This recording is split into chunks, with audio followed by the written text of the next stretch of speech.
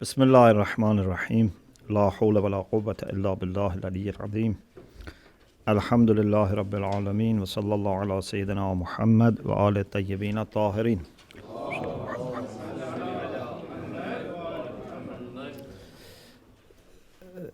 We've been studying the position of karama or honor and dignity in Islamic ethics. And after talking about this concept as a quality of God, then quality of some creatures like angels, like inhabitants of heaven, like angels, then we said there are some human beings in this world who have this quality of honor and karama. And then based on the hadith, we mentioned some of their characteristics. So far we have mentioned few. The remaining ones are as follows. The people who have honor and dignity, they don't expect from other people that much. You know, we have this concept of tama. Tama means to have expectation from people in the sense which is not justified. Sometimes we have good expectations, but here I mean, for example, you may have a very rich, relative, a very rich friend, okay? You shouldn't expect that person to give his money to you. It is good for him to give it to you, okay? But you should not expect, say, why he is not giving me? And sometimes because of this tama and expectation, sometimes we may also do bad things. For example, if he doesn't give us, then we backbite him. Or if he gives us, we may flatter him, or we may, for example, give him lots of credit that he doesn't deserve. Just because he has been generous with me, okay, then I praise him too much. One of the things that in our hadith we find that can give you good relation with people is قطع الطمع عما في أيدي الناس. You should stop expecting from people's possessions coming to you. You should not expect. Okay? There was a time that in Najaf there was difficulty, and I think it was after constitutional revolution, and ulama of Najaf had different views about this issue, so there was not very easy situation, and there were some financial difficulties. So sometimes ulama were not able, maraji were not able to give shahriya to the students, and it's very difficult for maraji not to be able to support the students. So once a person took some money to one of maraji when he was with his students, like circle of dars kharij, and he was thinking that by taking this money and giving in front of everyone to alim, that alim would be very pleased and thank him. But the alim said, I don't need your money. He insisted. He said no. Maybe there was something wrong in his intention, whatever. So he said no, although he was in need. And then he said, your students, what about your students? He said, it's up to them. And none of the students took any money. This is very good. This shows that not only he himself, but his students had that honor that although they were in need, but they didn't touch that money because it was not something, with pure intention. So it's very important for us not to have expectation from people, not to request people, to help us, or even if it is not spoken. There are, for example, people whose parents are very, maybe rich, okay? But children should not expect parents to give them all the things. Sometimes it's not good, actually. They become lazy. It's better they can work hard. I'm not saying that we don't ask anyone for help. I'm saying just we have to be careful to keep our dignity and honor. So, there is a hadith which says, as it is in Nahj al-Balagha, in one of the wise sayings of Amir al-Mu'mineen, أزرى بنفسه من استشعر الطمع.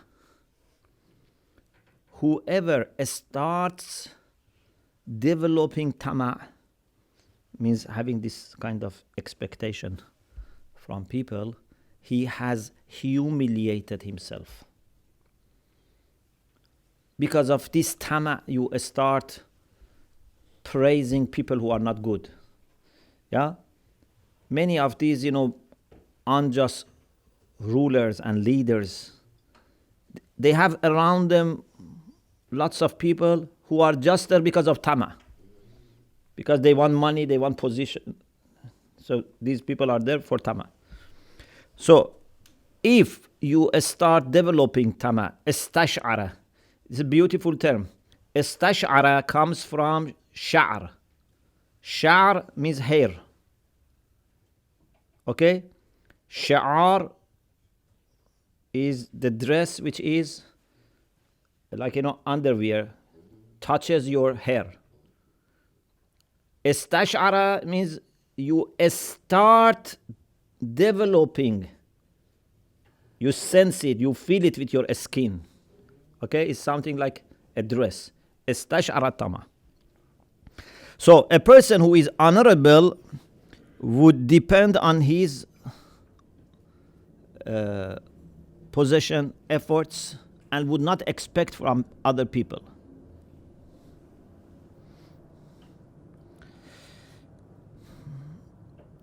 Another thing is not to be backbiting people. You may think, what is the relation? Honor and dignity of one person, what the relation it has with not backbiting another person. But from our hadith we can understand, and if we think ourselves also we can understand. A person who is honorable is very careful about honor of other people. Who can give you for example, dirty glass or dirty, for example, plate to eat or drink? A person who is not for himself is concerned about health. Yeah? If a person himself is very careful, would not then give other people dirty plate, for example. A person who is very careful about his honor would not damage honor and reputation of other people. Only people who are mean and weak in their personality, in their character, and they are not capable, they do ghibah. Our hadith says, al-ghibatu juhdul ajiz. Al-ghibatu juhdul ajiz. Backbiting is the maximum effort of a person who is not capable, not competent. Someone who is incompetent, he cannot improve himself. He has no ability to gain attention of people, popularity. The only way for him to go up is to bring other people down. Yeah? So if you have honor, you don't need to do these things.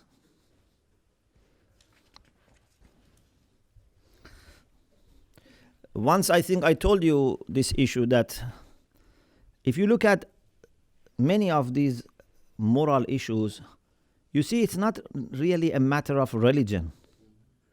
Religion is there to help us. Otherwise, if you have a good character, it's enough to avoid committing sins or telling lies or, I don't know, harming people, becoming jealous. If you have good character, if you are brought up well, many of these things we don't do. Unfortunately, because sometimes we are not brought up properly, we have not developed good character, so it's only by using the force of religion that we stop doing these bad things. For example, if we do ghaibah, all our a'mal will be given to the other person, for example, or all his sins come to us. Okay? This is the last resort to stop people committing sin because of the punishment.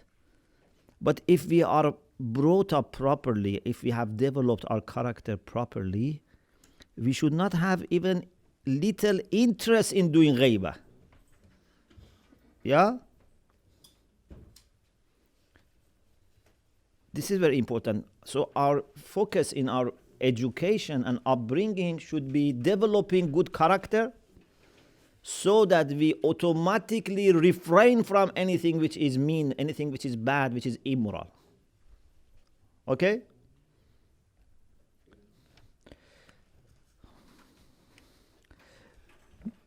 Now I want to mention few characteristics of the people who have honor very quickly. And then, inshallah, if we have time, maybe this week or next week, we talk about how we can develop an honorable character. Here I am using some hadith and also some of the ideas of the psychologists. The people who have honor, if you want to summarize what we have said and also use from psychology, we can say the people who have this honor in themselves, this dignity, first of all, they have self-respect. To have self-respect is very important. You remember we had this hadith, "Man hanat alayha nafsuh fala ta'man sharrah." If someone doesn't have respect for himself, don't feel safe from bad things coming to you. Okay? Self-respect is very important. And self-respect is different from self-admiration. Self-admiration is ujb. That's destructive. But self-respect is different. Do you understand the difference between self-admiration and self-respect? These are two different things. So they have self-respect. They have no exaggerated idea about themselves. It's not that they think they are very important, they are great, they are better than other people, they are superior to other people. But at the same time, they don't feel inferior to other people. They don't feel that I am useless, I am, not able to do anything. Everyone is better than me. Again, it's important to draw a line between these two. Not to feel superior to other people. Imam Raza alayhi salam said, "Man yara anna lahu ala al-akhirah fadla fahuwa min al-mustakbirin." If someone sees that he has privilege over another person, he's better than another person, he is one of the mustakbirin, he is arrogant. Okay, so if I say I am better than you, this is arrogance. But on the other hand, I should not say I am useless. there is a difference between humbleness and having no value in yourself, or feeling that you have no value, feeling you have no, capability. You become hopeless, you become despaired. Okay? So there is very fine line here.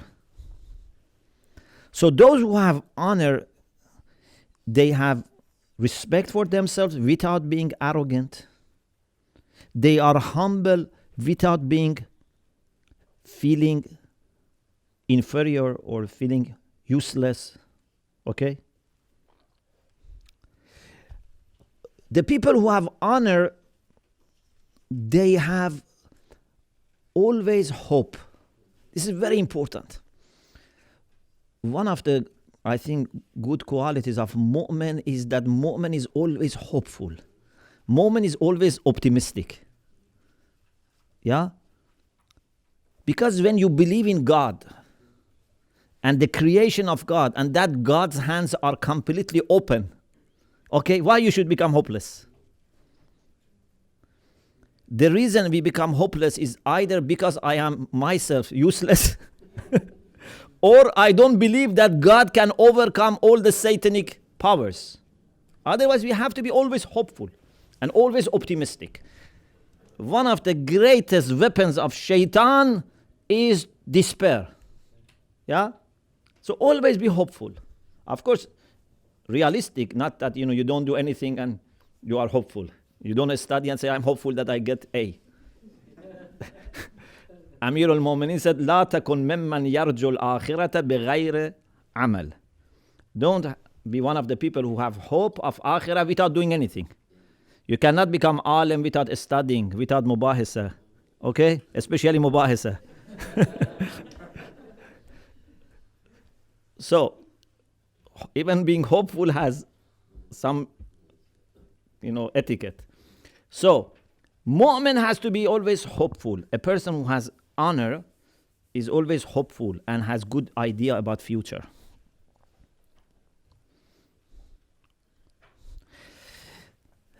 You should have, in the same line, great ambitions. When you grow in your heart, then your ambitions should also grow. Yeah? What is the maximum ambition of a child? Maybe a bar of chocolate. Yeah?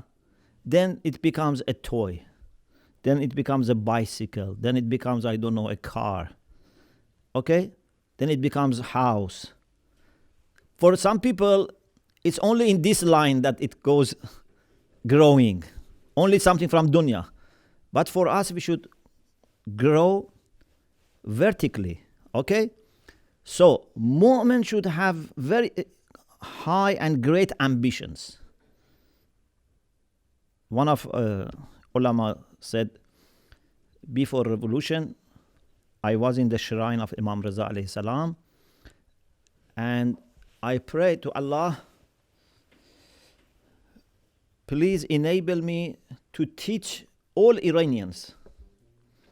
Before revolution, for an alim to teach all Iranians was impossible. Yeah?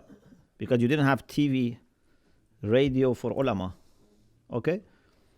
An alim maximum could go to a mosque and maybe, for example, I don't know, there were also some, tape cassettes, but not more than a few thousand people. So he said, when I made this dua, then I laughed at myself. It's too ambitious. But then, alhamdulillah, he became a person that is now all these years after revolution, every week he teaches, on TV, and he has really taught all Iranians and maybe many non-Iranians. Sheikh Qiraati. Yes. Yeah. So this is ambition in dua, and I think it was Allah who put in his heart this dua. Otherwise, this dua, I don't think, comes from himself, because he laughed himself later. So, you have to be very ambitious. And now for you, your ambition should be more than teaching one nation. Your ambition must be, inshallah, to teach all nations. Okay? And not only this generation, all generations. So say to Allah, inshallah, enable me to teach good things to all humanity from now till end of dunya. Inshallah. This is your, inshallah, ambition. And based on this, you know how much you have to study then. It has to be realistic. So, the person who has honor has high ambitions. Another characteristic which is understandable from the hadith we said already, and psychologists also mention, is that the people who have self-respect, they have, honor inside themselves, they respect other people, and they are able to have good relations with other people. In society, we need to have good relation and maintain good relation with other people. If you are not dignified in your character, if you are not, respectful to yourself, and if you are, hopeless or, suspicious, if you have negative view about the world, about people, okay, then you cannot have good relation with people. Either you become very negative and critical of everyone, or sometimes you be following other people and imitating other people. You cannot maintain balance. One of the things that Pharaoh, for example, was doing was what? He was humiliating people so that they follow him and actually worship him. Okay? So we have to have this honor so that we can have respect for other people and maintain good relation with other people.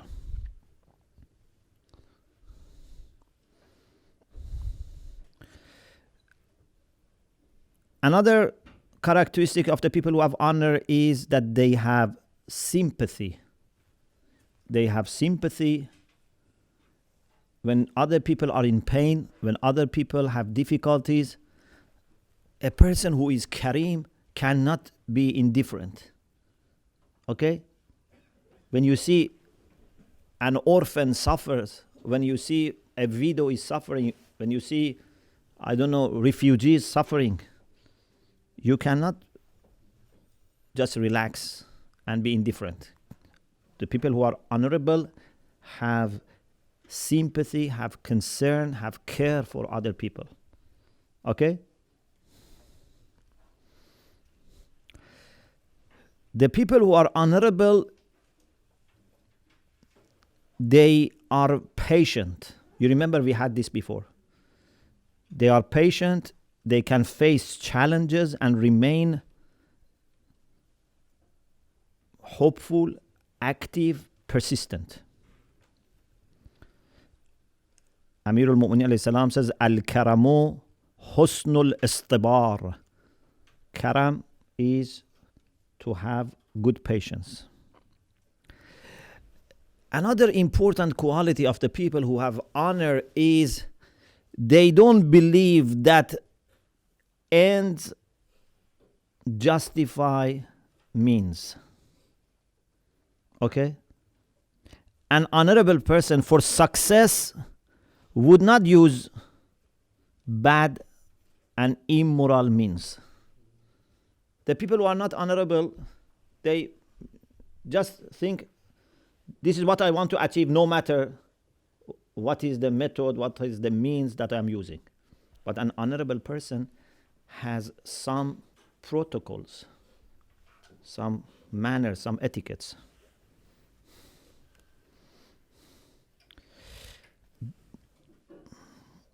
The people who are honorable, they have a strong sense of responsibility.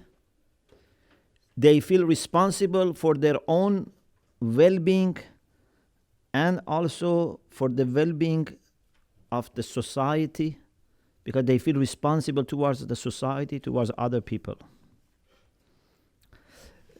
Another thing which is beautiful is the people who have honor in themselves, they are not afraid of being alone.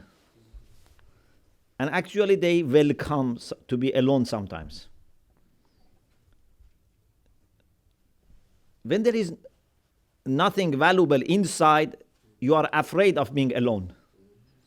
Yeah? Because when you are left to yourself, then there is nothing to enjoy.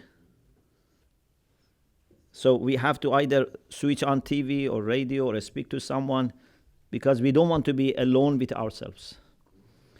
But if you have self-respect, if you have honor, then to be alone is not a bad thing. So this is also one good thing to measure yourself. The people who are honorable are free thinkers, and they are working for freedom. Because you remember, one of the important aspects of honor is not to be enslaved. Do not let other people enslave you, and you do not let other people enslave other people. Yeah? Because nothing like serving another person, another human being, can humiliate a human being. Fairness is very important. We have already several times, I think, talked about fairness. Insaf. It's very important.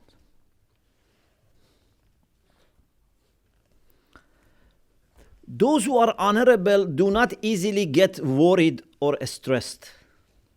Do you know who gets easily worried? The one who feels weak and vulnerable and thinks that anytime he may lose, he may be defeated.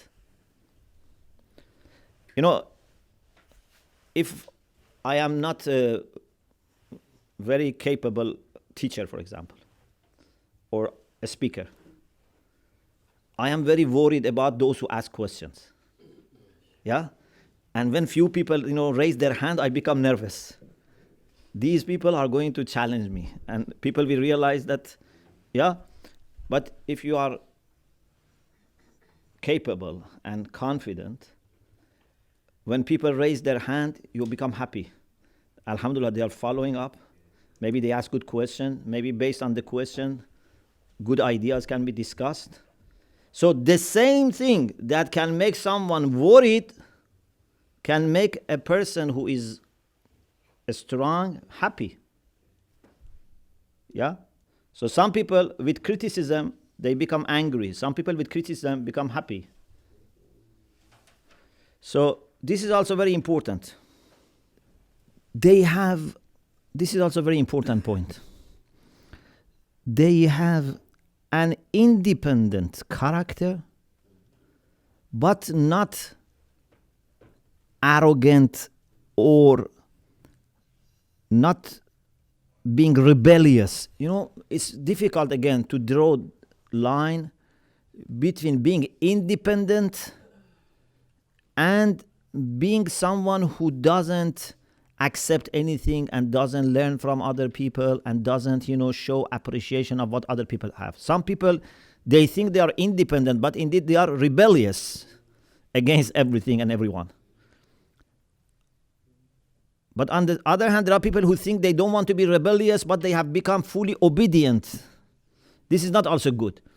So you have to be independent in the sense that you decide what to do, what to believe, whom to follow. Okay, you decide. But you don't feel bad to learn from people. You don't feel bad if you find someone is more advanced and you benefit from. This is very difficult to find the balance. Okay? I don't let any person to become like God, na'uzu billah, for me, because unfortunately sometimes even some religious people, they so much fall in love with for example, a sheikh or a teacher or a spiritual guide, that it's as if Allah has only created this person and no one else in the world, knows anything. It's only this person.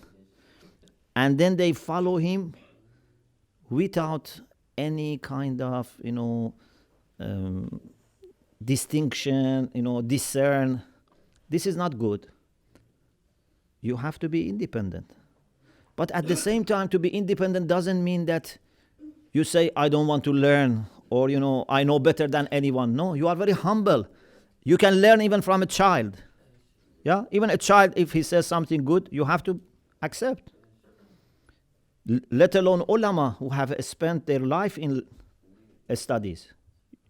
So, you learn from all ulama, from all people, but you don't focus only on one person and close your mind. So the balance is very important.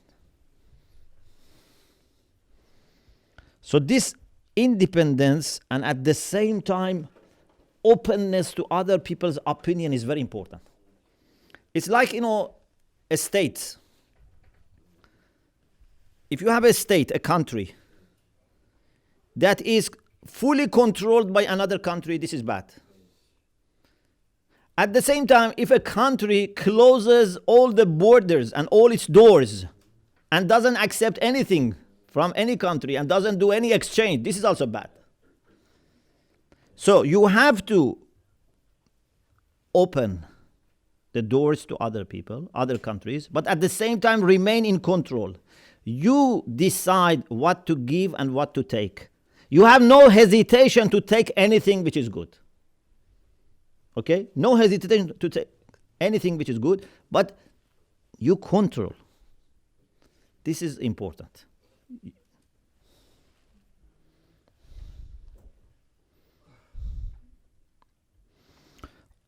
Okay, now I mentioned some of the things that inshallah we can do for developing this quality of honoring ourselves in our trainee. And I don't discuss about the negative outcomes of having no honor, because by comparison I think you can understand, so there is no need to spend time. There are many things that psychologists mention that come as outcomes of having no that self respect. I mentioned one point today, and inshallah we continue next week.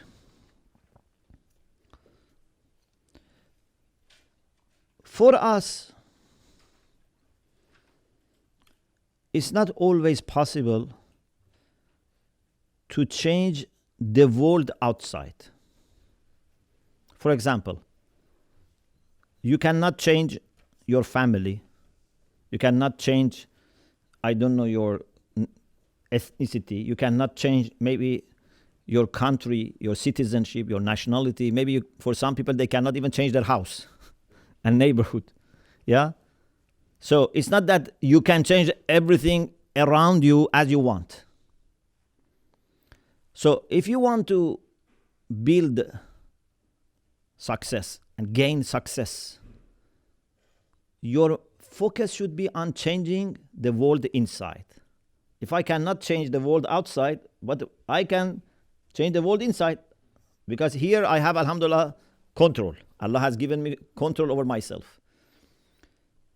And it's beautiful that whatever can define our happiness is in our own hand. No one can force you to be a bad person, to be kafir, to be, immoral. Yeah? No one. It's up to you. No one has any control. Even if they kill you, even if they put you in prison, they cannot take away your iman or your good akhlaq unless you yourself give in. That's another issue. Unless you cooperate with them. But if you want to resist, the more they pressurize you, the stronger they become. Okay? ما زادهم إلا إيمانا وتسليما. The difficulties increase their submission to God.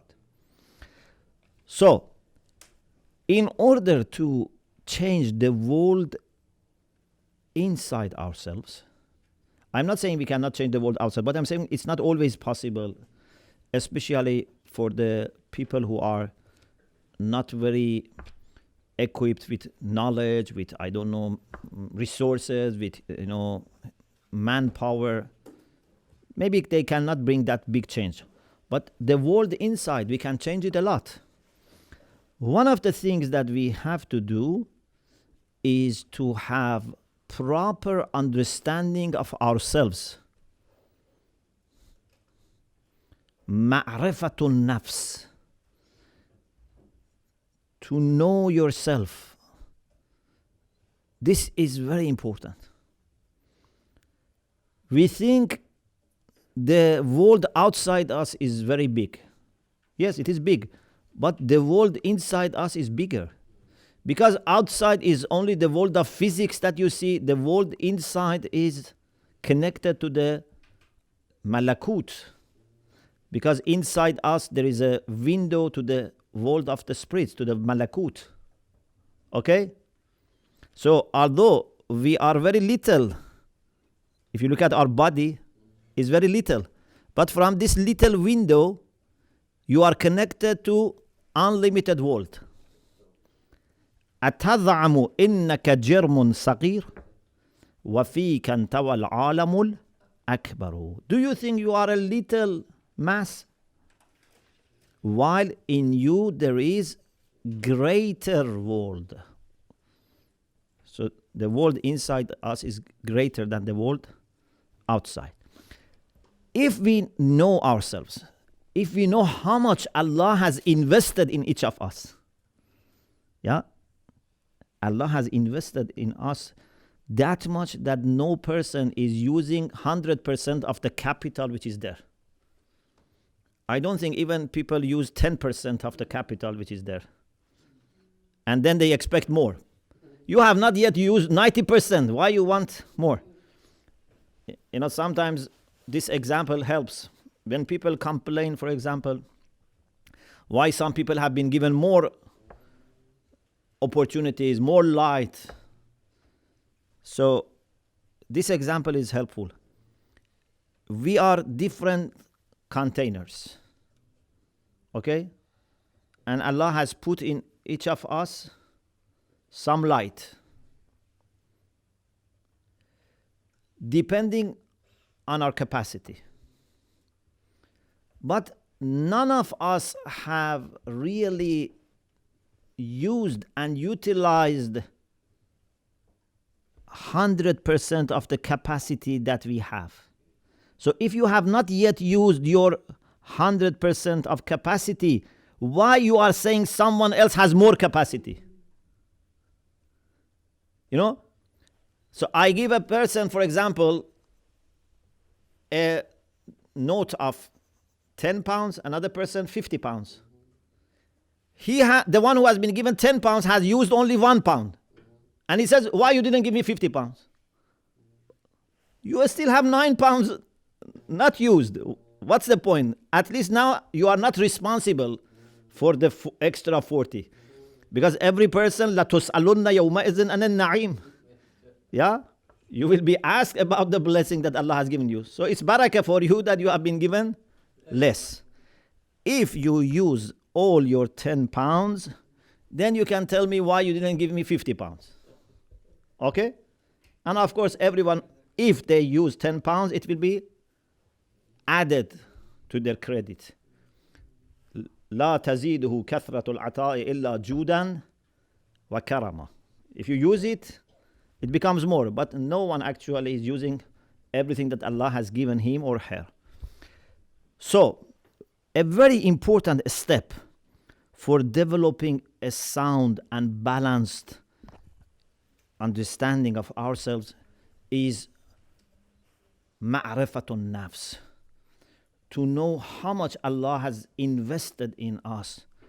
To know how important it is that despite Allah having many, many, many angels who are muqarrabun, Allah chose human beings to be His vicegerents.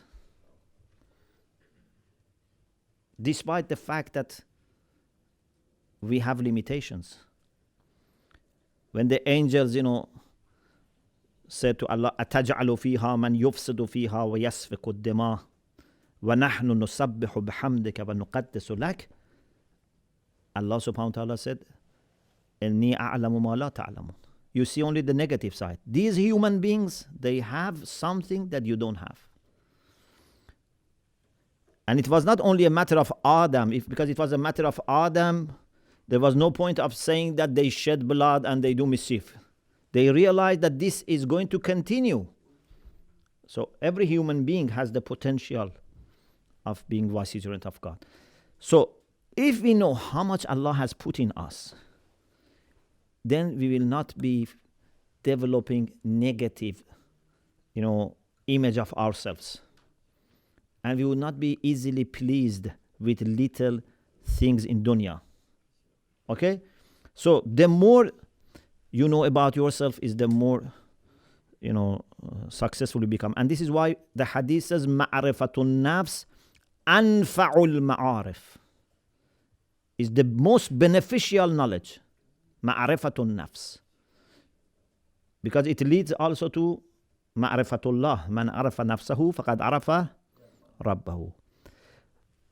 In addition to the general ma'rifatun nafs, each of us also has to know his or her particular